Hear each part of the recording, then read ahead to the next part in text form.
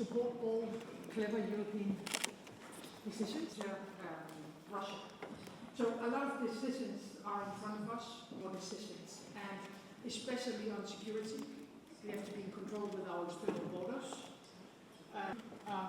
We are very happy in the Danish government that we are carrying on with the presidency of this.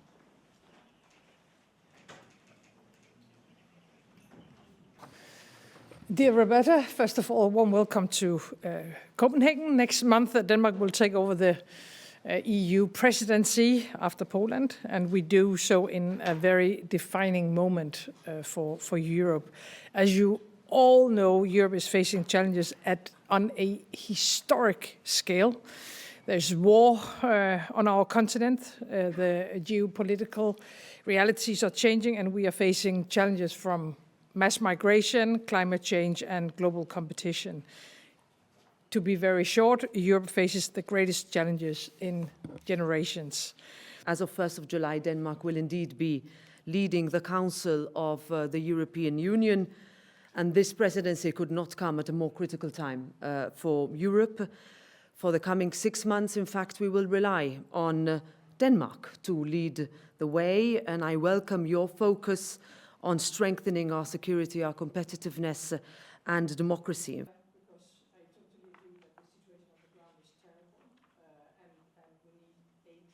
In other words, we would talk about economic growth, we would talk about investment, we would talk about competitiveness, and then we would talk in parallel, as though it was another different subject, environmental targets.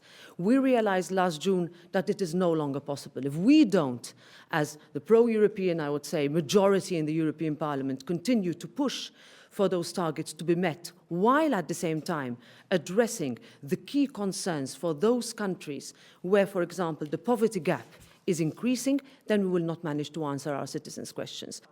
Addressing the key concerns for those countries where, for example, the poverty gap is increasing, then we will not manage to answer our citizens' questions. The situation in Gaza is catastrophic. We have children, women, and men dying every day. And we, as the #1 contributor of humanitarian aid, should be asking where is that aid going and how is it going to get to the people who need it the most.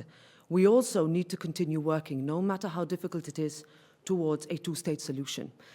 We have to push our partners in Israel to take care of especially the civilians, of course, in Gaza, and to find a way forward when it comes to a two-state solution. But the situation is, as you said, it's terrible, and we need all kinds of humanitarian aid to enter Gaza immediately.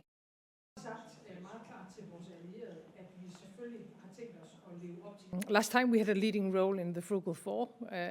Next time we'll have a leading role in another group because things have changed and the world is changing rapidly, and we have to find the right answers to all these challenges in front of us.